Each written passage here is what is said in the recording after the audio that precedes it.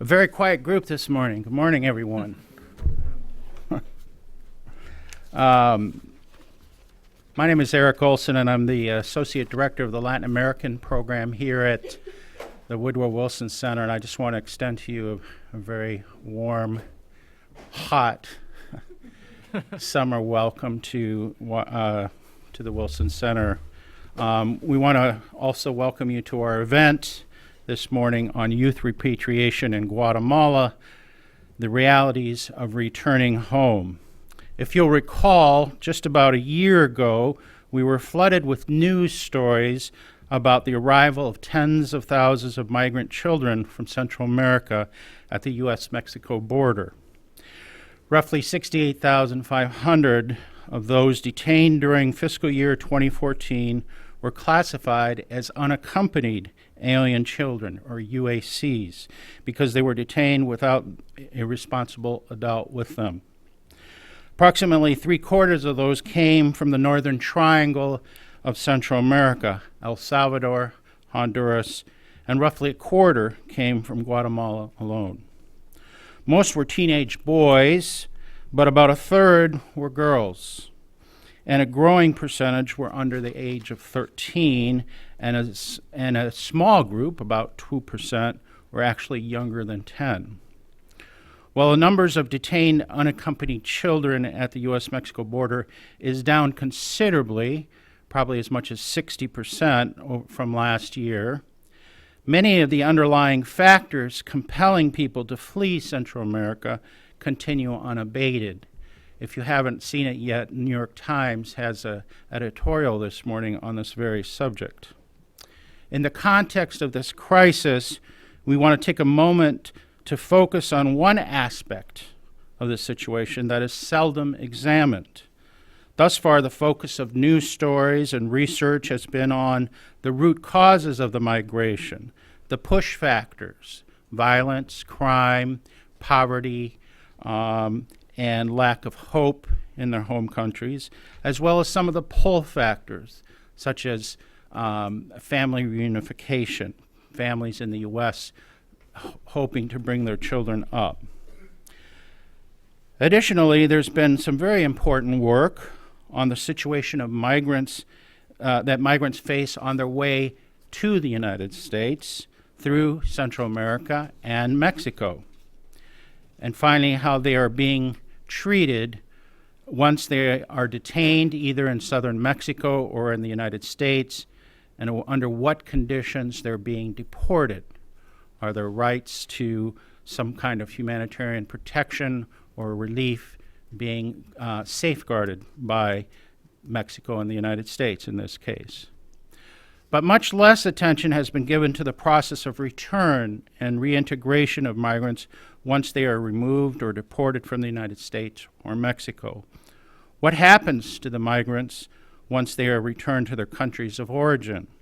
Are they offered services and support once they arrive, or are they simply thrown back into the despair and desperate conditions that compelled them to flee in the first place? It was this very question that a group of graduate students at George Washington University proposed to study as part of their capstone project at GW, as I said. A member of their team, Alejandra Argueta, who I hope will join us soon. Alejandra, are you in the audience? Okay. I hope she'll be here soon. Was an intern, research intern at the time, came to me and said, we, as a group of students, a master's student at GW, would like to undertake a study of the process of reintegration of Guatemalan children and migrants who are being deported from Mexico, and the United States. I was glad to be their quote-unquote client, which was what was required of their project. Not only was the proposal timely and relevant to us, but it fit nicely into our desire to support the work of young researchers and scholars who are beginning on their career as analysts of policy and public policy issues. So we will hear this morning from two of the four members of the research team, Nathan Hess and Warren Newton. And they are also joined, when Alejandra gets here, I'll introduce her, but Michael Johnson as well here in the front row was part of the team. And we want to hear some of the findings of their research mission to Guatemala last spring. The group has written a paper that is available online. There were a few copies of it out on the table. They may have disappeared by now, but there are some a sheet of paper that will tell you where to find that paper online, and they will present some of their findings this morning using a PowerPoint presentation. I want to give a little bit of a shout out to their professor at GW, Steve Greiner, a former colleague at the OAS here in the second row, and thank him for his guidance through this project as well. We're going to hear first from Nathan, I believe, or Warren? Warren. Warren. Although they tell me they're going to play tag team a little bit. Oh, Alejandra just arrived. I've already given you a shout out. Thank you, Alejandra, for your involvement. So we'll hear from Nathan Hess, who is a recent graduate of the Latin America and Hemispheric Studies program at the Elliott School of International Affairs at George Washington University, with concentrations in political science and the environment. Then we'll hear from Warren Newton, who is an MA candidate in Latin American and Hemispheric Studies with concentration in history and security at GW University's Elliott School of International Affairs. And last but not least, I've asked a good friend and probably the leading expert in Washington, D.C. on Central American migration, Mexico migration to the United States, Dr. Marc Rosenblum. He's the Deputy Director of the Migration Policy Institute's U.S. Migration Policy Program, where he works on U.S. immigration policy, immigration enforcement, and U.S. regional migration relations. He's the author of by far the best summary of this entire crisis around unaccompanied minors in to the United States. It's titled Unaccompanied Child Migration to the United States, the Tension Between Protection and Prevention. I think it came out in April this year, so it's very current, chock full of data and information about this phenomena. I highly recommend it. And Marc will provide some commentary, some leading questions at the end, and then we'll open it up for discussion with all of you. I wasn't sure if anybody was here from the Guatemalan embassy. They often come, but I didn't identify. If there is somebody here from the Guatemalan embassy, I'd just invite you to identify yourself. You're always welcome. So I guess they're probably joining the millions online watching this on the internet. So thank you all very much, and I'll turn it over to our scholars this morning to present their findings. Thank you very much, Eric, and thank you to the Latin America program here at the Wilson Center for helping make this paper and the presentation today possible, and thanks to all of you for attending this morning. So let's start off. Hopefully I'm not covering the... Over a little bit.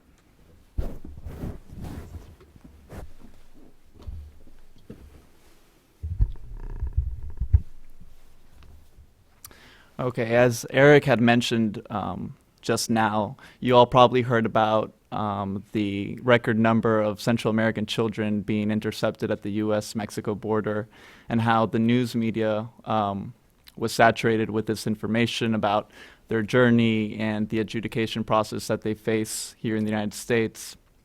And while that's an important side of the story, as graduate students at GW, we wanted to look at another side of this story, which isn't often told, and that's the repatriation that these children face when they're returned to Guatemala. So why we decided to go down to Guatemala and look at this specific research topic. We wanted to know what happens to the repatriated migrant youth. So the story doesn't end with deportation. That person's life continues, and we wanted to know what happens to that person when they're sent back to Guatemala. More specifically, we wanted to know what type of assistance is provided to them to help them reintegrate back into society. And we wanted to know if the root causes of migration are being addressed in the process. And these questions are important to answer because it's imperative that the child is returning to a different environment from the one that he or she originally left. Because if they're not, then the motivations or the root causes of migration will be amplified upon their return. While in Guatemala, we met with 13 civil society organizations, 6 government officials or representatives, and also 4 international agencies. We wanted to get a varied idea and perspective on the repatriation issue in Guatemala.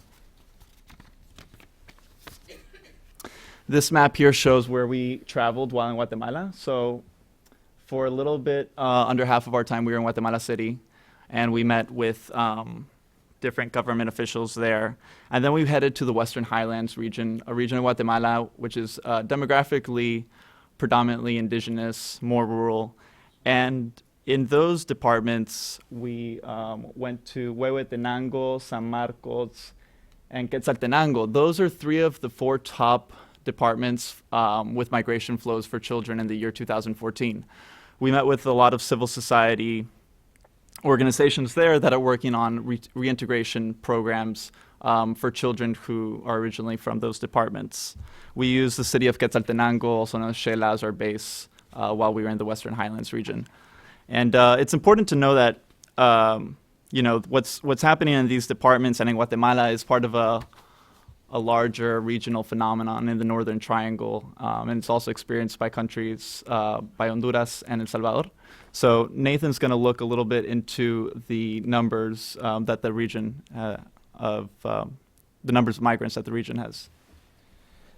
Thank you, Warren. So I'd just like to point out that northward migration from the Northern Triangle is not a recent phenomenon. It's a trend that's been ongoing for quite some time.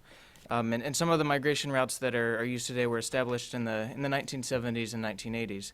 And by 1990 in the United States, there were 800,000 Central Americans from these 3 countries, from the Northern Triangle, living in the United States. And that's a significant number then. And what that translates to today is 1 in 15 Guatemalans is living in the United States. And this makes family reunification a strong driver of migration, and also speaks to the real history of migration northward. And we can see here, in 2014 we saw, the media attention, but it's actually part of a growing trend from sort of 2009 onward, with 2013 being quite strong and then really spiking in 2014. And just to give you another view of the numbers, and this line here is with Mexico included in the peak. And numerically, in 2013, so fiscal year 2013, we had 8,068 unaccompanied children at the U.S. border who were from Guatemala. And in fiscal year 2014, we saw over double. We saw 17,057. And this year, fiscal year 2015, we see quite a few less, but it's already at 8,048 as of June 1st. So, the fiscal year is not over, and we're still seeing greater numbers than 2013. So these are the numbers actually showing up at the border, but what's happening in terms of those who are being repatriated, those who are deported back. So we can divide those numbers up a little bit. These numbers here, statistics, are from the Dirección General de Migración, which is the migration authority in Guatemala. We can see they've broken it down by age. And for those under 17 in the first 3 months, there are very few children being repatriated from the United States. We can see below, in the first 3 months of those being repatriated from Mexico, we see quite a much larger number. We're looking at 1,600 male youth and then 700 female youth in that same time period. So there's a marked increase in Mexico's deportation. So these are the most recent statistics. This was published on the 8th of June, so just about a week ago. And we can look here that we have, half of the numbers being deported from the United States as opposed to 2014. In May we're looking at nearly 3,000 versus 5,400. And if we look at the numbers coming from Mexico at the moment, we see kind of a reverse. You can see here that we're looking at, for 2014, in the first few months, we're looking at 16,000 deported versus up to the 8th of June today, or last week, we're looking at 32,848. So we can see a drastic increase in deportation and repatriation coming from Mexico versus the United States. So some of the drivers for migration for these trends here, like Nathan mentioned, Central America has pre-established migration routes to the United States from decades past. So as he said, 1 in 15 Guatemalans live in the United States. And family reunification is one of the major causes, or one of the major reasons why children take on the trip. 85% of children intercepted at the U.S. Mexico border from the 3 northern Central American triangle countries had a parent or a family member living in the United States. So that's a pretty high amount, 85%.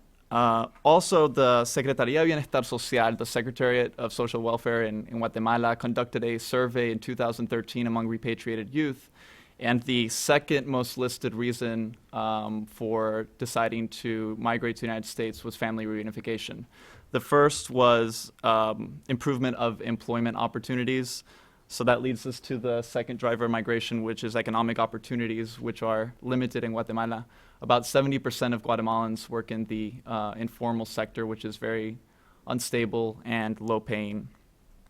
Poverty is aligned with that. About 14% of Guatemalans are below the international poverty line of $1.25 per day.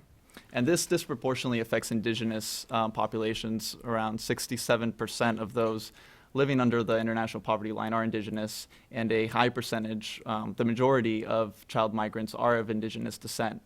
The departments that we visited, the ones with the heaviest flow of migration, are heavily indigenous. Violence is also a serious concern in Guatemala and the Northern Triangle in general. Guatemala has a very high murder rate, among the highest in the world, at about 31 per 100,000 inhabitants. Honduras and El Salvador also have extremely high murder rates. The impunity rate in Guatemala is very high. It was 72% for crimes against life in 2012. But why the rise in migration in 2014? These issues have been ongoing, and unfortunately the peace accords of 1996 and the sacrifices and the fighting after the Civil War have not been able to remedy Guatemala's social problems. And the rise can be attributed to several reasons, one being a misconception that there is on immigration policy here in the United States. Because the removal proceedings and the adjudication process here takes a long time, coyotes, or known in Guatemala, or human smugglers, took advantage of this and started to market their services, saying that children and women were given a permiso, or a legal grant or authority to remain in the United States. Because if you compare the removal process for Mexico and the United States, the one for Mexico is pretty quick, the one for the United States takes a while. So the coyotes were able to take advantage of this difference and say that in the United States, people are allowed to, or children are allowed to stay. So that was one of the main reasons that we found on our research for why the spike is the false spreading, or the misinformation that was spreading. So the journey itself has a lot of stress and stigmas on the way to the United States, and then the repatriation also can be very difficult for the children. The journey is extremely dangerous. It's not uncommon for children to encounter sexual abuse, rape, kidnapping. We heard from a lot of different people we interviewed that young women are advised to take contraceptive pills unfortunately in anticipation that they may be raped. Upon repatriation, there's a lot of issues that affect the self-esteem and the emotional well-being of the child. They encounter culpability of wrongdoing. They're ostracized by the community, oftentimes stigmatized for being corrupted by American culture, losing touch with Guatemalan culture. And also, the rumors that these young girls have been raped oftentimes leaves them to be ostracized by their community, where they're no longer deemed unworthy of marriage or of being someone's girlfriend. Also, there's a huge significance of failure and stress that goes along with that when it comes to family reunification. Like I mentioned earlier, a great deal of these children are taking on the trip to reunite with parents or a brother. And when they are repatriated, that effort fails. And also it causes great economic stress on the family. On average, a family will go in debt about 40,000 quetzales, around $3,500, to finance the trip, and they'll make a payment arrangement with the coyote with the hope that when the child reaches the United States, they'll be able to pay back that money. If the child's repatriated, then that plan, goes out the window. So it creates a lot of stress for the family itself and the child when they are repatriated, because then they have to deal with owing money to the coyote. These are a couple of the government agencies in Guatemala that we got the chance to meet with and research on, and they're involved in the repatriation process in Guatemala. The first one is CONAMIGUA. It stands for the National Council for Services to the Guatemalan Migrant. They were established by Congress in 2007. They don't implement or execute policy, but what they serve to do is what they're meant to do is to serve as an agency that helps collaborate among the different institutions that work on migration issues and repatriation issues in Guatemala. They can advise on policy, and they are also tasked with making sure that Guatemala complies with its both national and international obligations when it comes to migrants and migrants' rights. La Secretaría de Bienestar Social, the Secretariat of Social Welfare for Guatemala, that was the agency that I mentioned earlier that conducted the interview with repatriated children for their reasons on why they decided to take the journey to the United States. They are under the executive branch. The First Lady is heavily involved in this agency. They supervise and manage the shelters, which Nathan will later get into, La Casa Nuestras Raíces. These are shelters where the children stay while they're being reunited with their families upon returning to Guatemala. La Procuraduría General de la Nación, the Attorney General's office for Guatemala, is tasked with actually reuniting the child with his or her parent or the legal guardian, issuing the paperwork for release.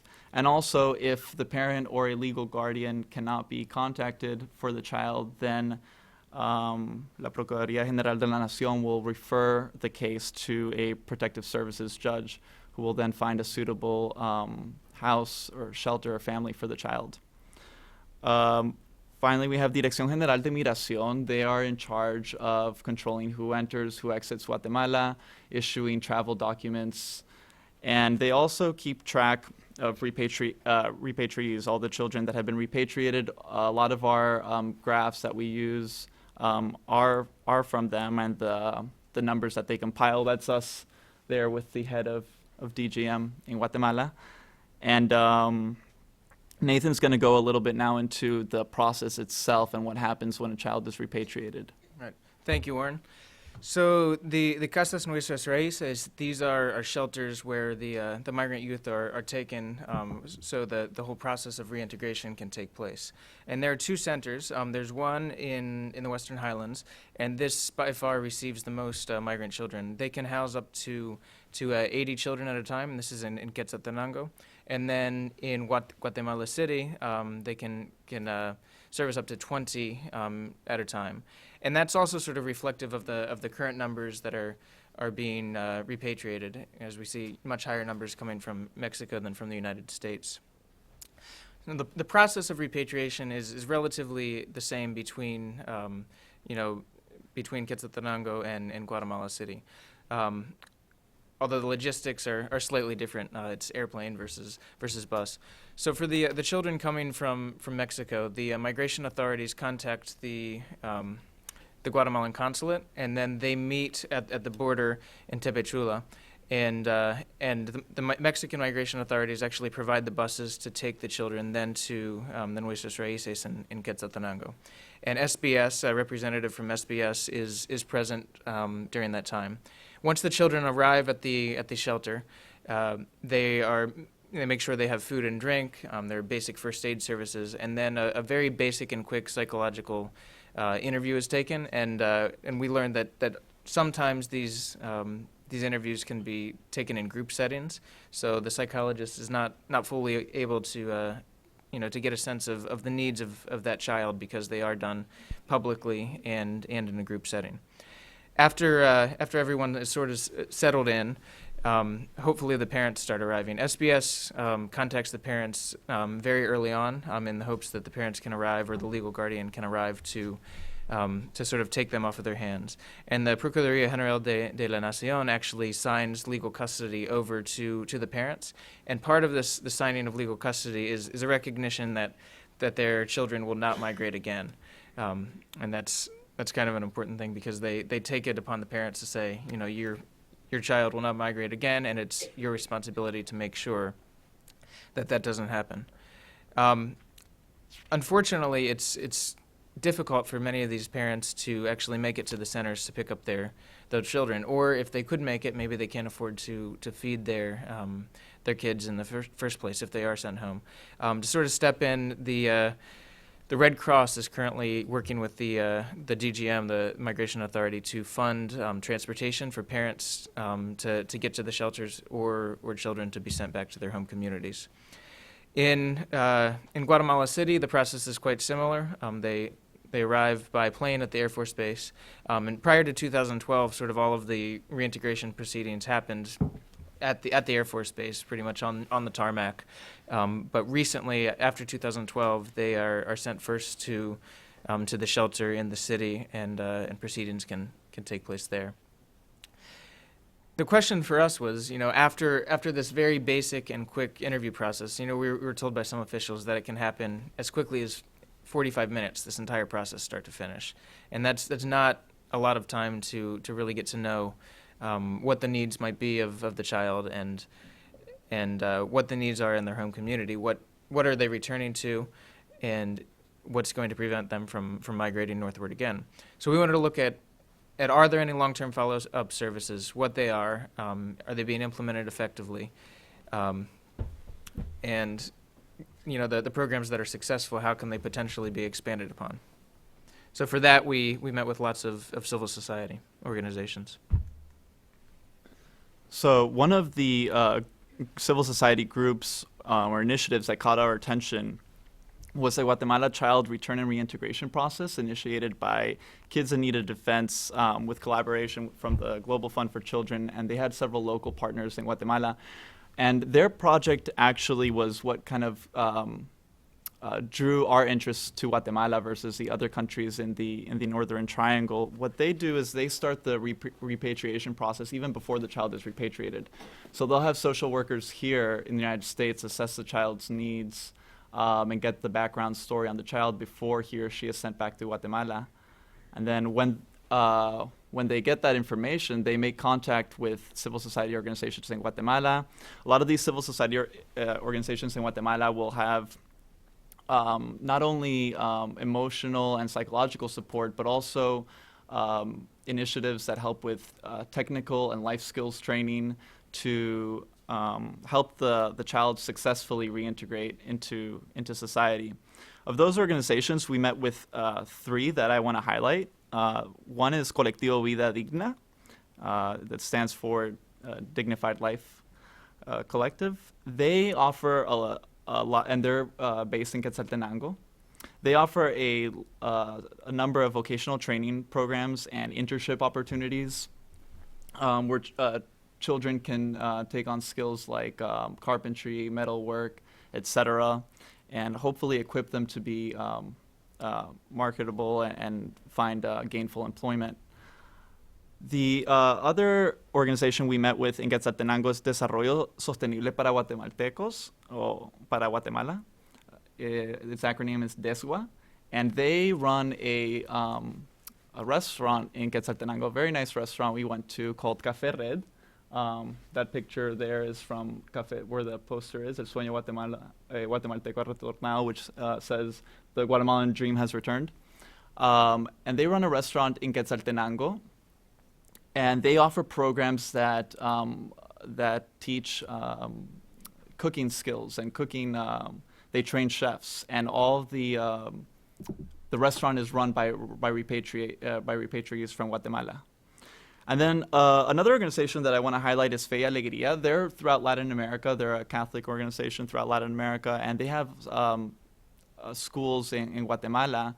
And the schools, we got the chance to visit a school in the Western Highland from Fe y Alegría, and what was really interesting is the focus that and the attention that they gave to the Mayan languages. So the children are taught a Mayan language and a Mayan culture, Mayan history classes, which is really important for these children, that their culture and their background is taken into account and not dismissed. And they also offer other technical skills courses. They have huge labs or rooms where children can learn different skills, and they have a job placement program for the children as well. We also met with community-based organizations that deal with migrant rights, leadership skills. We also met with organizations that have community radios, and these community radios are run by the children, by repatriated children who have, we got to talk on one of the radio shows that the children have in their own Mayan language, and other organizations that deal with indigenous rights and gender equality as well. Great. So I want to talk briefly about the regional response. There's been a lot of attention lately over the Alliance for Prosperity Plan, and this is a plan developed by the governments of the Northern Triangle and the United States. And it's allocated $1 billion fund for the Northern Triangle. We're really excited about this, particularly because at least 80% is going to be, of the fund, will be directed towards civil society and economic development. And this marks a real shift in what we're seeing in Central America.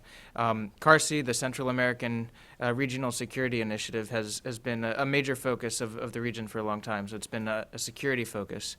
And then with this new plan, we're moving more towards economic development. And I should mention that CARSI is in fact part of the plan. It is just, now a much more expanded upon plan. So what I'd like to highlight is, if you see here the development assistance for 2016, we see a fourfold increase. And what we would really like to see is that funding is directed towards economic development that will actually make lasting change in the communities. We'd like to see some part of this funding be invested in the 5 provinces or the 5 departments in Guatemala which see the most outmigration, which have the least state presence, and are most in need of health services, education services, and opportunities. We really believe that the funding would be most effectively invested and most effectively spent if the focus is on these communities rather than on other communities that are already more developed. And a big part of this development assistance, we believe that should go to, not a big part, I should say, also a part of it should go to repatriation services. There's a lot that can be done to help these communities, because these are communities where there's in and out migration, and they could certainly do well with follow-up services, and I think I think key investment in repatriation would be a new thing on the part of the government, and also a really useful and long-lasting plan. I also recommend, we talked a lot about political continuity and will. We'd like to see legislated solutions to repatriation, and we'd like to see legislated solutions that can last beyond particular administrations, so that we can have long-term solutions to both repatriation issues and also to help develop and stem the flow of migration. One thing we learned is that there is little cooperation right now between civil society and the Guatemalan government. There is some, but it is limited. But civil society is on the ground. They're in small communities, and they're catering directly to the needs of those in their communities. So we would really like to see collaborations, particularly between the Secretaría de Bienestar Social, so that SBS can capitalize on the expertise of those who are already working on these services. And part of that is, looking to development that's based in the community and really learning from them. Continuing with the recommendations, it's definitely important when talking about repatriation policy to take into account that Guatemala is a very diverse country. There are multiple languages, multiple cultures. So to take into account the cultural diversity and diversity in language is very important. The interviews that are conducted by government officials when children are repatriated back to Guatemala are conducted in Spanish. And Spanish is a second language for a lot of these children. So besides them being done over a very short period of time, they're conducted in a language where the child might not feel completely comfortable or adept at communicating. So if the programs were a bit more culturally sensitive and linguistically sensitive, that would definitely improve them. And it would also create a greater amount of support among the communities themselves. And it wouldn't seem so much as a government imposition or effort, but more of a collaborative effort to reintegrate the child into the community. This would also help with improved detection of violations committed against the children or violations committed by immigration authorities, whether that be in Mexico, Guatemala, United States. If the child is able to communicate in a more comfortable and easier manner, then we're better able to assess what the child experienced and what's going on during repatriation and the migration itself. And then information sharing is definitely key. I think, we think it's important for Guatemala to share information with its neighbors in the Northern Triangle, so with Honduras, El Salvador, but also with Mexico and the United States, information on repatriation, on detention, on migration, numbers on where the highest flows are coming from, numbers on repatriated. We asked the DGM whether or not they had any numbers on children who have tried to make a second trip, and they don't. So we think that that would be very important to kind of share this information among the countries that are involved in this phenomenon so that they're better able to assess the needs of the child, but also better able to tackle the issue at large. If best practices or sensitive information on children are shared, then we think that the issue could be remedied a lot better. So thank you very much. Thank you to Eric at the Wilson Center, Jose Toasa and Luis Cortez at the Inter-American Foundation really helped us while we were in Guatemala. They were Alice contacts, and they really helped us set up a lot of our meetings while we were in Guatemala. Maureen Taft Morales at the Congressional Research Service briefed us before leaving to Guatemala and gave us some good contacts and insights as well. Stephen Greiner, thank you very much for your help. And Christine Saino, thank you very much for helping us with putting this all together. So, thanks. Thank you. Great, thank you. I'm going to turn it over to Mark in just a minute, but I kind of have a burning question here. And you all please be thinking about questions as well. If Michael or Alejandro want to add anything, you'll have an opportunity. But I guess the thing that's striking to me, based on what you told me, is that, we know Guatemalans and Guatemalan children are being deported from Mexico and the United States to these two centers. I mean, those are the two centers for children. But I get the impression from what you've said is that really Guatemala policy is one of reception. In other words, they come, they interview, they register, and then they turn them over. And it's the services beyond the reception that are not entirely clear to me. And it almost sounds like there's not specific programs or plans to help those children reintegrate in some way. I suppose, I'm conjecturing here, that if in the brief interview there's a determination that this child is facing severe psychological damage or something, there may be some way in which they can be channeled into those kind of specialized programs. But in general, am I correct from what you're saying, that there really aren't comprehensive governmental services for the integration process beyond reception? Eric, yeah, you are correct in that. And I'd sort of like to frame this within the larger trend in Guatemala. That the majority of these people who are migrating are indigenous, and they have been historically left out from many of these state services. So it's, in my mind, it's sort of a continuation of going back into the same community from which they left, and still not having access to any sort of follow-up service or anything to address their particular needs. Okay, I'm sorry, I didn't mean to. Sorry, you took my best question. Oh, no. Well, thank you for that exceedingly kind introduction earlier, and for allowing me to join you. And thanks for being here. And congratulations to you four authors. This was a really very impressive piece of work for, very impressive piece of work, period. And then particularly as sort of young scholars. So I really recommend the report. It's a fine overview of sort of comprehensively looking at the drivers of child migration, data on how many children are being deported, what happens to them after they get there, both in this initial reception and then sort of a case study of some of the reintegration services that are, through these private NGOs.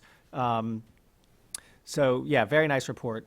And I very much agree with you guys and with Eric's opening comments that the repatriation process is a really critical piece of this whole puzzle that has gotten much less attention than the earlier stages. And I'll actually give a shout out to my colleague Rodrigo Dominguez, who's here, because MPI is also working on this, and we'll be releasing a report that looks throughout the Northern Triangle at what kinds of reintegration services are available elsewhere, not in quite as much detail as the one that you look at, but sort of a little bit broader overview. But we think it's a very important piece of the conversation, with thousands of children being returned already to Central America, thousands more potentially subject to future deportation. It's a stage in this whole system that we don't know very much about. And it's important both from a humanitarian perspective and from a policy perspective. Obviously, from a humanitarian perspective, it matters because badly designed repatriation programs, or the lack of real repatriation programs, run the risk of making a bad situation much worse. Yeah. We know that a lot of these kids are fleeing, serious humanitarian situations, which may not meet the specific criteria that entitle them to relief in the U.S., and they may not be even applying for relief in Mexico.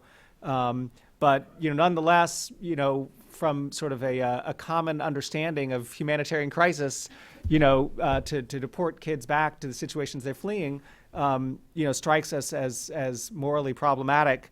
And then if they're being put back into not just the same situation, but in many cases a worse situation for the reasons that you guys comment on in the paper and in your presentation, that now their family is out $3,500 and they've gone through this traumatic experience, and they may be scarred from the trip, and then to be put back into the situation that they fled in the first place. Obviously, from a humanitarian perspective, that's sort of the worst possible outcome. And it's bad from a policy perspective because badly designed repatriation programs are likely to fail because these are children who have already proven that they're inclined to migrate. And, if there's no service available to them, and particularly, when smugglers may be offering, multiple attempts, but, there's a lot of resources that go into the deportation process. And if it's not going to stick, nobody benefits from that except for the smugglers and criminals that prey on the kids in transit. So it's really the worst possible outcome to have unsuccessful deportations. So we should be interested in how we can make the deportation process as successful as it can be. I want to comment on what you guys learned about the reception and reintegration processes, I want to also first amplify a couple of points that you make in the report and that you made in your comments that I think are also really important for us to understand about the context. One is that very few of these kids, the children in particular, are being deported from the United States. Since 2011, about 35,000 Guatemalan unaccompanied children have reached the United States. When you look at the data from ICE, the deportation data from the U.S., and when you look at what we know about the U.S. court process, probably only about 1,500, maybe 2,000 have been deported back to Guatemala. Probably more like 1,500. And looking ahead at the court data, very few unaccompanied children are likely to be deported back to Central America anytime soon because it takes children so long to work through the process, but also because very few of these cases are being closed in the court with a deportation order that's being executed. So first of all, like I said, the majority of cases aren't resolved. They are pending for years at a time. But the majority of cases that are resolved are either resolved with some informal case closure that results in the child staying in unauthorized status in the U.S. but not being ordered deported, or with an in absentia deportation order for children who don't show up in court, but the in absentia orders are very rarely executed. So, most of the kids who reach the U.S. remain in limbo. They mostly remain in the U.S. in unauthorized status and without much likelihood that their cases will be resolved. So that's also, that's not a good outcome. The kids don't get formal relief. They don't get asylum or immigrant juvenile visa status. Very rarely do they get formal relief, but very rarely do they get deported or have their cases fully resolved. So it does likely, to the extent that the perception that kids will be permitted to stay in the U.S. contributes to the problem, that perception is not being changed by facts on the ground. And then the other side of that is that while the U.S. is deporting very few kids back to Guatemala and a larger number of adults, Mexico is deporting thousands of children and adults back to Guatemala and the rest of the Northern Triangle. And those trends are really accelerating in the last couple of years. Mexico apprehended, and Mexico now apprehends, more Central Americans than the U.S. does, deports more Central Americans than the U.S. does, but that's especially true of children. Mexico apprehended 23,000, this is for the whole Northern Triangle. Mexico apprehended 23,000 children in 2014, which was a threefold increase over 2013, and deported 18,000 children, which was more than double 2013. And both of these numbers are on pace to increase by about 50% this year. So Mexico has really expanded its southern border campaign, and very quickly, in contrast to the U.S., where kids remain in legal limbo for years, Mexico very quickly turns them around and deports them. It raises important questions about what kind of humanitarian screening and due process do the children get in Mexico, and are they even more likely to, if they have legitimate protection concerns, not have them attended to in Mexico than in the U.S.? And I mean, the answer, I think, is yes. But to see the U.S. numbers dropping so quickly this year and the Mexican numbers increasing so quickly, WOLA just issued a report last week asking the question or sort of accusing the U.S. of outsourcing its its deportation agenda to Mexico. And you can certainly look at the numbers and draw that lesson from it. But then the other really interesting thing in the numbers that maybe you guys would comment on or others, we've seen in the U.S., the numbers have really fallen, like Eric said, about 60% this year. But the Guatemalan numbers have fallen much less than the Salvadoran and Honduran numbers. Yeah. And in Mexico, the Guatemalan deportations are much higher than the Salvadoran and Honduran deportations. So something has reverted back really to the 2012 levels or even earlier for El Salvador and Honduras, but not at all for Guatemala. So what's going on that what's so that's a question that I'd love to hear your thoughts on is why Guatemala sort of lags behind the rest of the region in that respect. So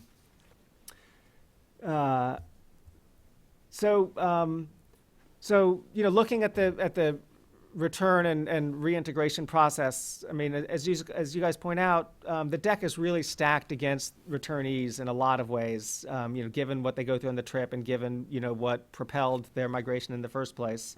And really, the strength of this report is that it is the most detailed description that I've seen of what repatriation looks like, beyond the reception center. At the reception center and beyond. And you actually answered in your comments today a question that I had looking through the report, which is, or at least you sort of touched on, the gap between sort of the formal, what the reception process looks like on paper and what it looks like in practice. Because on paper, everybody gets a medical screening, everybody gets a psychological screening, everybody, can potentially get flagged for services. But you guys today said what I've also heard from people I've spoken to, that's a pretty pro forma process, it sounds like. If you've got group screenings in a language people don't speak, and then you contrast that with when you talk to social workers and attorneys in the U.S., it takes months to sort of coax out the stories of abuse for children who reach the U.S. So to expect that screening process in the government-run reception center is going to, accurately identify needy children, maybe a stretch. And then I was also wondering about the ability of the social welfare ministry to successfully contact family members. And and you mentioned it's hard for family members to marshal the resources to come and pick up the kids. But then, I wonder if what share of kids get handed over to a family member in that time frame, and what share then go on to a longer term government-run shelter, and what that looks like. Because it seems to me that with this sort of quick turnaround that the government aims for, it seems I expect that it's hard to get kids matched up with a family a large share of the time. So that's a population that I wonder about. And then a lot of the report talks about this excellent program run by KIND, Kids in Need of Defense, which is a U.S. NGO that within the U.S. matches children up with immigration attorneys, but KIND partners with these Guatemalan NGOs to do this very comprehensive wraparound reintegration process that really does attend to the kids' psychological issues, does job training, has ongoing follow-up, into the future. It begins before they get deported and follows them, long after they return.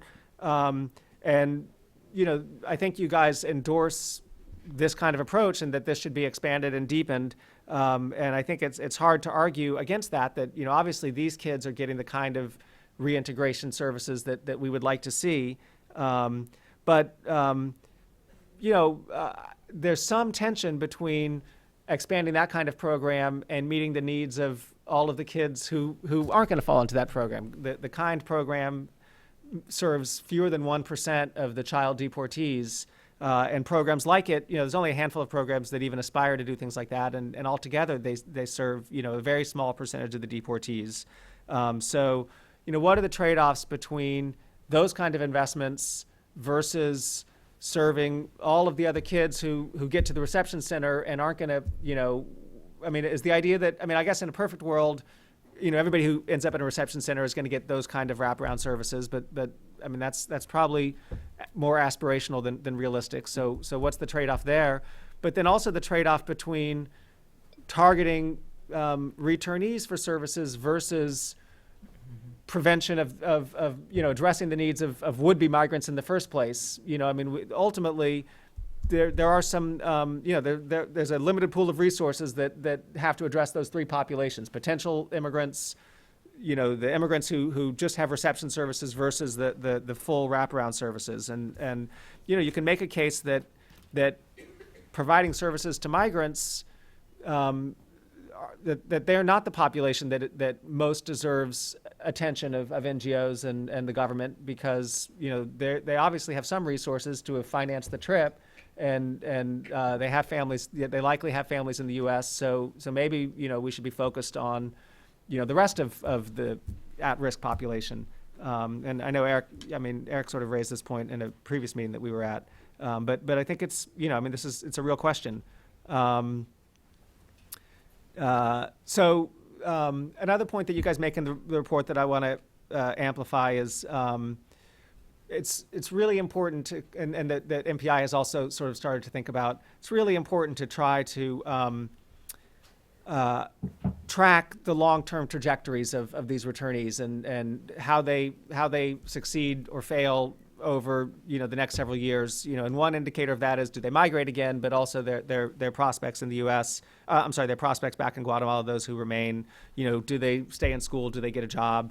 Things like that. And reading the report, there's really sort of a whole laundry list of potential factors that we should be interested in. Including what kind of services they get. Where their families are, governmental and NGO services, their immigration experiences, all of those things to think about the different policy interventions that we could do to ensure that these kids, and then what lessons do we draw from that to generally address root causes and prevent outflows, and then finally. You appropriately, I think, conclude by looking at the Alliance for Prosperity and the efforts to address root causes through long-term development strategies. I think, the Alliance for Prosperity, I think, appropriately is getting a lot of attention. And the reason I think it's getting attention is that, it's very promising that the three countries of the Northern Triangle have gotten together and crafted, a pretty comprehensive, well thought out plan that is not just about security, but also about infrastructure and human capital and political institutions and good government. And I think most development experts sort of see those four pillars as the right way to think in the long run about addressing Central America's challenges. But there are a lot of questions about getting from here to there on making this plan work, including,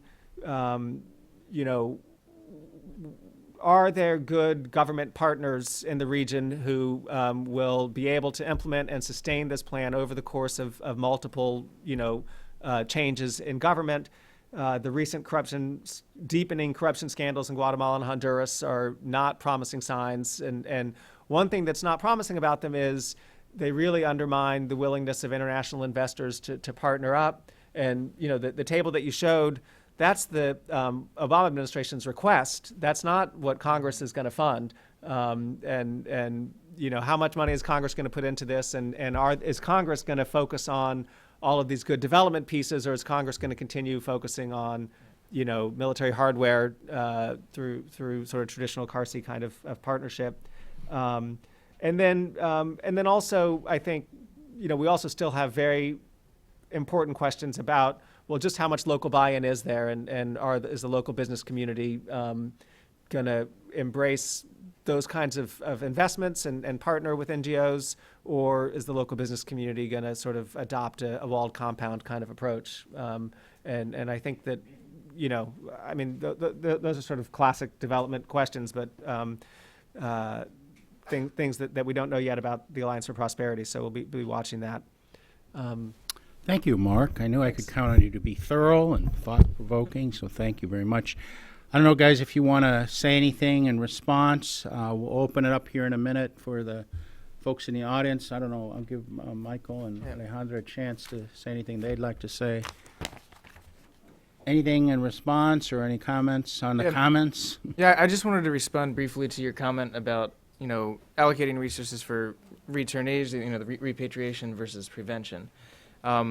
and I think a lot of the NGOs and civil society groups we met with, some of them were specifically, reintegration focused, but a lot of them had a more holistic, actually the majority had a more holistic approach, realizing that these same services that the returnees need are the services and the opportunities that the people already living in these communities need. So I think you're absolutely right in pointing that out. Yeah. So. Yeah, and yes, they should. It is the same set of services. Right. It's just thinking about who the target populations are, and Right. it's good that it's both. Right. And real quick, we don't have specific information on the share of children who are reunited with parents, but based on what the SBS, Secretaría de Bienestar Social, posted, they kind of go through from parents, they go to aunts, uncles, so they go through the whole family list until they're able to reunite the child with someone who has some connection with the child, but if not, then they're sent over to the protective services, and a judge puts them in either a shelter or finds an adequate family. The shelters, we know that they are Dirección General de Migración, Secretaría de Bienestar Social, how do you say, gives the okay or makes sure that they're adequate facilities, but we don't know much beyond what exactly they offer the children.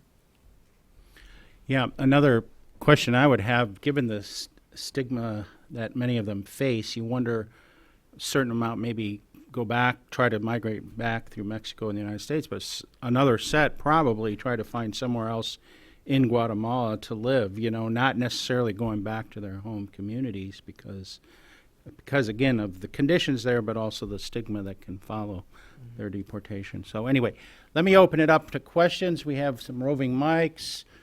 Nate's over here. Karina's over there. So please raise your hand. We'll take 2 or 3 questions. We have one right here in front. Our colleague from MPI. So I'm Rodrigo Dominguez from MPI. I have a question about the involvement of the Secretary of Education. Is there any involvement of the education authorities in the reintegration programs or in the reintegration services in Guatemala? Mm-hmm. That's a great. Oh, sorry.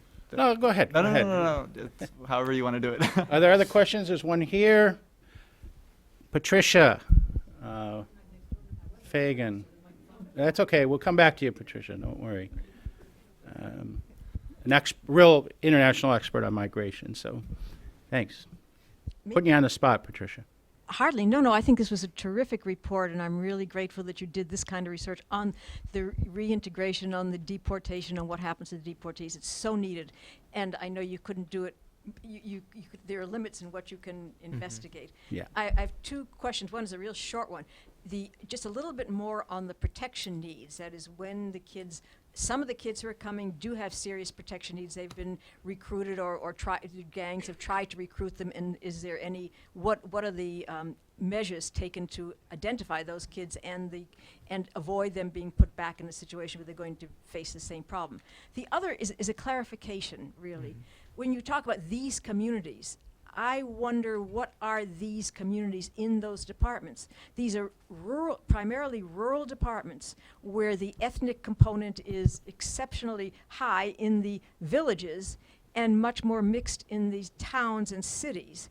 So I have the impression, this is just my impression from what you're saying, that you're talking mostly about kids who come from families who perhaps already have migrated from deeply rural to semi-rural to smaller towns to bigger cities, and therefore the families are migrant families, although they haven't crossed a border, and the kids, you're talking about the kids getting training for jobs. These jobs are city jobs, they're not rural jobs. So the impression I have is they're being the families are not in rural areas, but they're in cities. Some kinds of cities. So could you elaborate a little bit more on what's meant by these communities to which they're going and where the families are coming from? Thank you. Okay, we have one other question here in that row, and then we'll give everybody a chance to respond. Hi, I'm Dennis Tinchcomb from American University Center for Latin American and Latino Studies, and I just wanted to say thanks. First of all, I think it's a great report, a great piece of research, and for those of us that follow the issues, it's great to have these both great comprehensive overviews, but also with great details in them too. So just a couple of comments. Given the fact that the U.S. is only deporting around a dozen UACs a month, one can play the devil's advocate and suggest why this is even a U.S. policy concern. And that's a bit extreme because obviously it is a U.S. policy concern because, how many kids are going to make it to the border. But a legislator could argue that if Mexico's, taking care of the brunt of these deportations, maybe Mexico should be taking care of repatriation services as well. And a legislator could also make the argument that if Mexico's taking care of preventing another surge, we've pretty much solved the problem, so we don't really need to allocate funds. So that's just my pessimistic view. And then my other comment is, according to data from USCIS, increasing majority of these kids are applying for special immigrant juvenile status, SIGIS, in the U.S., and that's for kids that have been abused, neglected, abandoned by one or more parent. And so I just wanted to throw that out there because the whole approach of contacting a parent or legal guardian so that these kids can then be kind of discharged in their care is somewhat problematic when such a large amount of these kids are actually seeking humanitarian protection for domestic abuse in the first place. Dennis also wrote an excellent report at AU. All right, those are all simple questions. Who wants to start? I can start a little bit with Rodrigo's question. So about the Secretary of Education, we asked this question when we met with a lot of the civil society organizations that have these technical skills training courses and these life skill courses, because when the child completes the course, he or she is given like un diplomado, like a degree for the course. But we asked, well, how marketable is the degree? And a lot of the civil society organizations said, well, not very, because it's not recognized by the Ministry of Education. They are now. We did ask government officials, and the Secretary of Education is now working to recognize and to kind of work in conjunction with some civil society programs to make sure that that the skills that they learn and the degree that they earn is being validated by them. But as of now, at least most of the civil society organizations with, I think Fe Alegría, they do recognize the degrees there, but most of them they don't. And in terms of reinsertion to public schools, Mm-hmm. what's happening there? How are these kids getting back to schools, to public schools? The question is, I'm going to repeat it because people online can't hear, is whether there's some specific program to help the returnees reintegrate into the public schools. That's the question. We didn't find anything that suggested that the Secretary of Education helps children be reintegrated into public schools. I don't know if you. Yeah, as far as what we were able to learn, the services end once they're out the door of the shelter, and that's where it stands. So I just wanted to speak to Patricia's first question, which was about sort of protection needs for children if they're being targeted by gangs when they return home. Again, the whole process of interviewing the children is very quick and often in a group setting, so you can imagine it would be very difficult, say for a 15-year-old boy to admit that, yes, I'm being targeted by a gang in a group of people, especially when you're coming from Mexico, and it could be a very large group of people, to sort of step up and say you need these things. So I think in order to see more protective measure, we're going to have to first be able to identify who those people might be, because right now it's, in my mind, not sufficient to know that. And in response to your question about the cities versus the rural area. So yes, a great number of the children are coming from rural communities, and as you mentioned, these a lot of the civil society, the programs that they have are intended for the child to gain some technical skills so he can be gainfully employed, which would imply, the skills would imply that he or she would be employed in a city. The programs are actually, most of them are actually in cities, so the children are not with their families when they're in these programs. For example, when we went to Fe Alegría, we met with a lot of children, and the family lived 50 miles away in a rural village, and a lot of the programs, what they have, I mean, when the children come back, the families often can't afford to feed the child, so or there are cases where the family can't afford to feed the child. So a lot of these programs will have housing, food. It's kind of almost sort of like a boarding school aspect to it. And they are located in a bit more urban environments. So, I mean, so the question along that line is when you talk about the extensive programs that KIND has, the wraparound services, are those going with children back to their home communities, no matter how remote it is, or are they going back to these sort of semi-urban settings where there are more services available? That's what's not clear. I would say the second one, it's still relatively nearby to where the child is from, but it is a more urban setting, if that makes sense. So we went to towns. Do you want to fill in? Or? Hold on just a minute. Let's get a mic here for Alejandra. No, I just wanted to add that some of the follow-up services do go back to the home communities, to the homes. Yeah. And they meet with the families. And so some of these longer-term reintegration programs run by civil society organizations not only work with the child themselves, but also with the family, taking another holistic approach. So some of the follow-up services do go all into the communities, but the actual training has to take place in a more urban setting that's accessible to the majority of the kids to come into a central location rather than setting up like mobile workshops. So Dennis, I think when you're playing devil's advocate, you bring up a kind of a difficult question. If we do only have 12 per month, children that are being sent back to Guatemala, I think we have to look at it in the way that, currently, yes, Mexico is sort of stemming the flow of migration, but they're not. They're stopping migration midway through. The migration is still happening at the moment. And I think it is a U.S. policy concern because, looking long term, if Mexico decides, hey, why are we doing all of this work on behalf of the United States? It is in our interests to help develop Guatemala and help to reduce migration there so that otherwise, in the foreseeable future, we're going to see these trends continuing.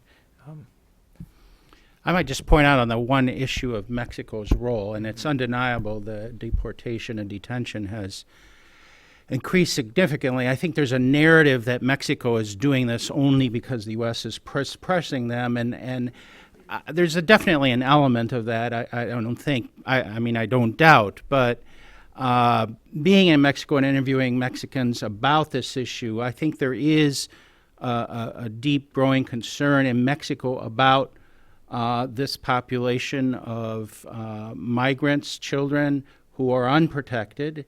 And, there have been numerous really horrific cases, the San Fernando case and others where Central American migrants are being, have been massacred and killed and so on. So people in Mexico are aware that this is not just a benign people passing through our country, that there really needs to be a process of response. Now, the focus has been on the detention and deportation. Mexican policy is broader than that and is supposed to provide additional services. There's a question as to whether they're successfully doing that or not. But again, I just want to make clear that it's not just Mexico doing whatever the U.S. says. There is some legitimate question in Mexico about how we handle this growing process, phenomena of transmigration, transient people coming through their country in a legitimate way. Yeah, no, I totally agree with that. And I also think, it's important to recognize that most of the migration into Mexico is transit migration. That's and right. So for Mexico to be, the stopping point, I mean, that's not a long-term sustainable solution in the same way that Italy and Greece are not, willing to accommodate migrants bound for Northern Europe, except it's arguably even more, it's arguably even more true in the Mexican case. I mean, the numbers are not as extreme, but the share who want to seek asylum in Mexico versus intend to migrate to the U.S., overwhelmingly, while Mexico is a country of destination, there is this huge transit population, so that, it means that this can't be the long-term solution. Right. Okay, we have time for more questions in the back. One or two, I guess let's go with the back row there, and then a couple here in the middle back. Hi, my name is Mariceli. I'm from Care Coalition. I just wanted to ask if you guys saw, well, because of the lack of qualification for legal relief that has to do with poverty, a lot of these kids will come with immense debt that they and their family have incurred. And then, have you seen any programs that address that sort of debt that they owe? And the kids that have reported to us tell us that they have given over the land titles to their houses, and so if they aren't able to continue living in the U.S. and work, once they're deported for not qualifying for something, their families could be kicked off their land and possibly even suffer danger for not being able to pay back those debts. So I just wanted to see if you guys saw any programs addressing that. In the back, in the middle there, too. Nate. Hi, my name is Emily. I'm the project coordinator for the Guatemalan Child Return and Reintegration Project at KIND. So I just wanted to say thank you so much for this report and the presentation today. It's always good to have additional information, eyes on the ground to see what's working well and what's not. I did want to make a comment that KIND is working, we are working with organizations, and like I think Alejandra said earlier, some of the organizations that we work with do a variety of intensive case management with children going into the rural regions of the area, but then also do more centralized community-based training and things like that. KIND is also looking at starting reintegration and repatriation work with Guatemalan children being deported from Mexico. As you can imagine, just looking at the numbers, it is a vast situation and won't work exactly like it does from the U.S., but that is a thing that we're concerned about as well, and hope to be able to address in some way with partners in the region. Thanks. Excellent. Other questions? There's some other in the back there, Nate. Let's cover that. Thank you. Maria Olga Escobar from Guatemala. I work for the Central America Office of International Republican Institute. I have two questions. Did you have the opportunity to talk to a municipal official? And do you think the municipal government has an influence in this matter? If there is one, how do you see it?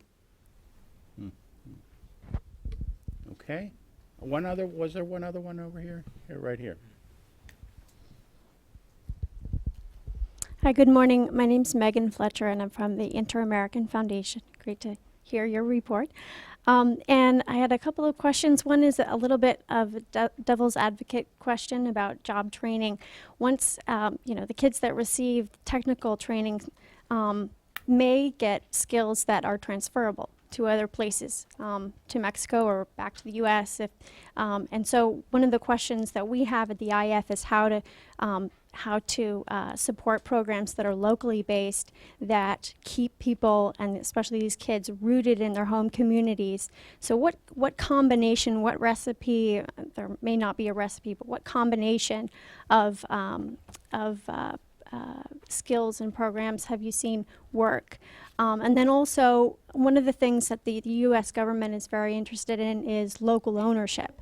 So have you seen a difference in the different programs that you've seen on the ground between those that might be internationally run, programs that, actors that come in from the outside with an idea of how to solve the problem, and then programs that are kind of homegrown, locally based, grassroots run? Great. So I want to speak to the first question first. We also spoke with people who said, debt is a major issue, and one of the ways, sort of anecdotally, we were told that this is done is by mortgaging off your land title or your home. And so if you're not able to have income to finance this debt to pede coyote, then what do you do? And we learned that that there's sort of, we're very used to debt in this country, and it's not so much the same in rural Guatemala. So to have that amount of debt, there's a really sort of heavy feeling about having that. So what we've seen is people are selling off their land or their home to finance that debt, and then you're left, if you've sold your land, you're not able to produce crops on your own land anymore. We did not encounter any services that were helping to deal with debt in Guatemala. That's not to say there aren't any. I'm just not aware of any. And the other thing is, again, anecdotally, but we were told that the National Bank in Guatemala has been servicing a lot of these mortgage loans as well. For the municipal question that you mentioned, I'm going to let maybe Nathan or Ale answer that because they Yeah. met with municipal government level officials. Whoever wants to take that, but I didn't have that. Christine is coming down with a microphone for Alejandro.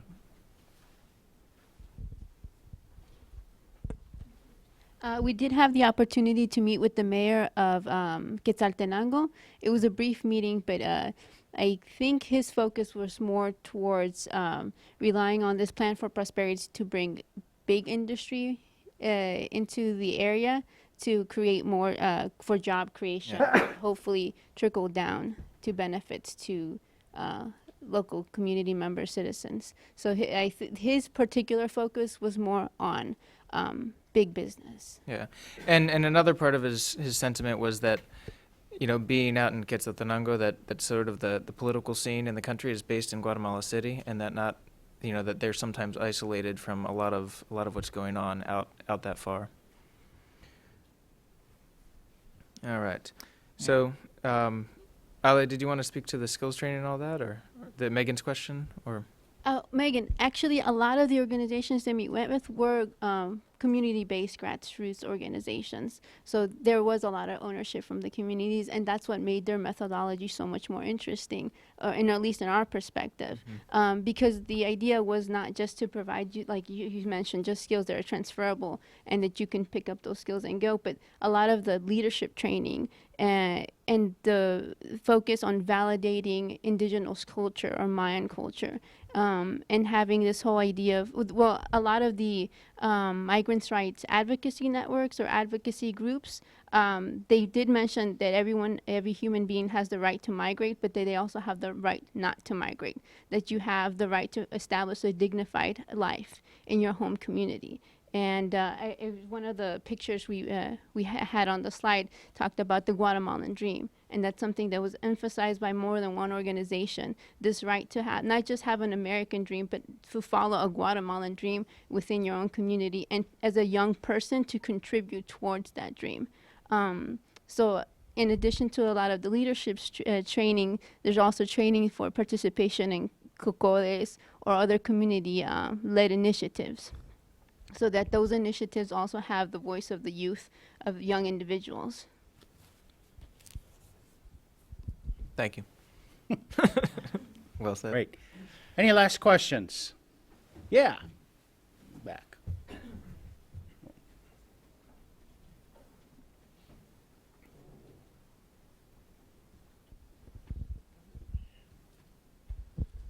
Hi, my name is Axel Reyes. I'm from Clínica del Pueblo here. We work primarily with migrants from Central America. My question is because I also was a Peace Corps volunteer in Central America back in the 90s. And these organizations, NGOs, civil societies, who's doing the accountability and the sustainability for them? Because I've seen a lot of NGOs and organizations that come and go. They have a lot of good desires and good wishes for everything to work, but they come and go.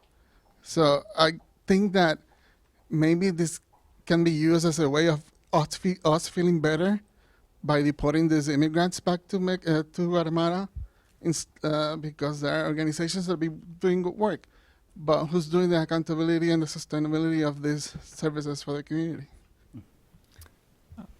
Anyone else? Before we give final word here to folks, there's a question right up here.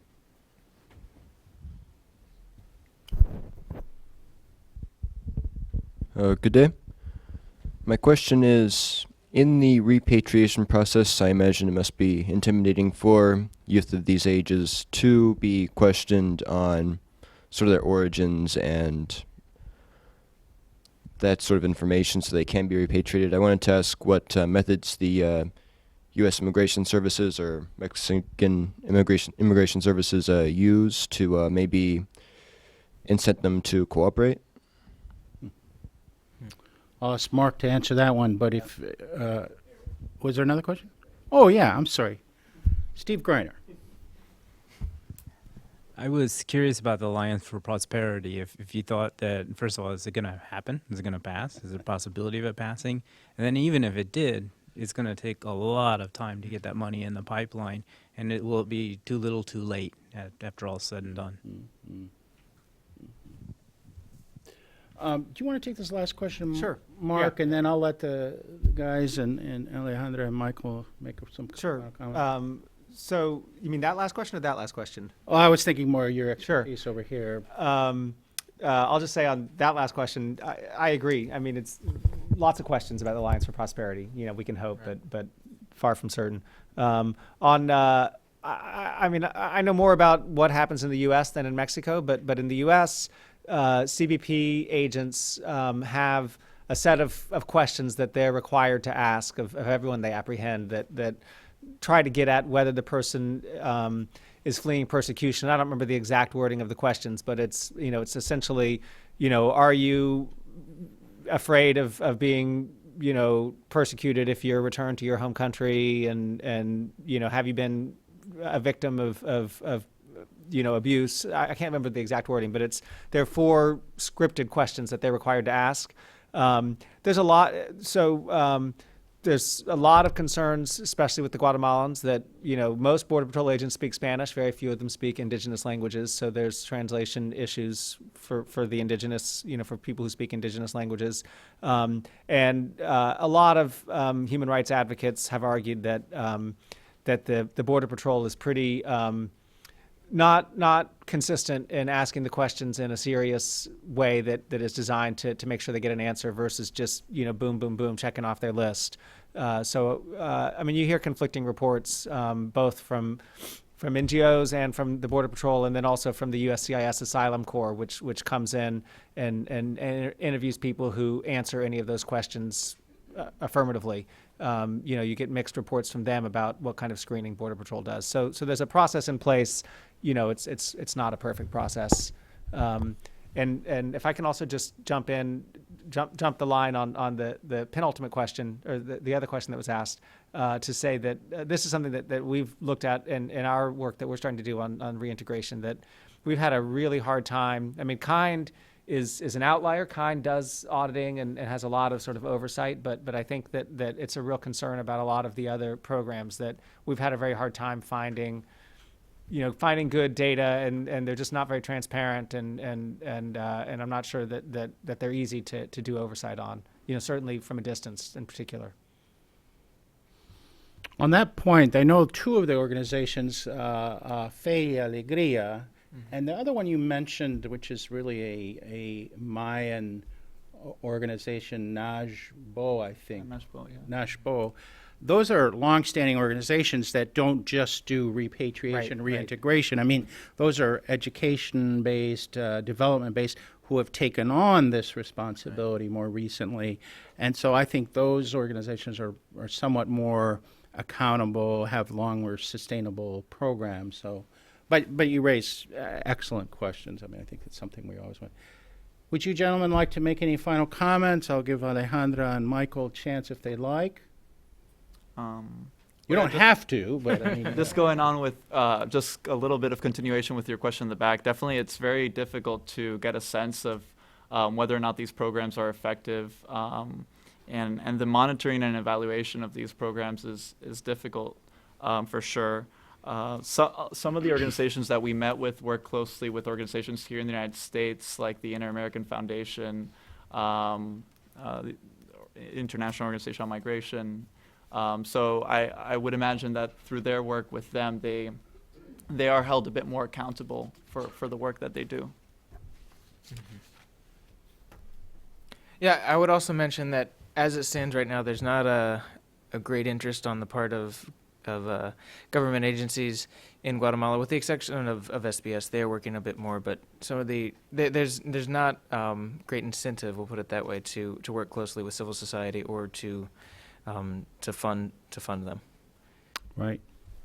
Either of you want to make any parting comments here? Well, as a group, we'd really just like to thank the Wilson Center one more time. Eric, thank you so much for giving us this platform to talk about this issue that migration, child migration, is so complex, complicated, compacted with so many different elements, but I think this is a very interesting element that we hope gets more attention and research is done follow up on this topic. So thank you everyone for being here today. And I just want to thank these young scholars and friends and colleagues for their effort, the fact that I frankly was a little worried about them heading out to Quetzaltenango and the highlands, but they did a great job. Thanks to Steve Greiner from GW University for his role. Of course, Mark, thank you always for your insight. Thanks to my Wilson Center colleagues, Christine Zano, particularly for her fine work on the document, the final publication. Karina Peña for her organizing this event, and Nate for your help as well. Thank you all very, very much. I hope you will avail yourself of the paper. It's online. You're welcome to print it out. So thank you all for coming.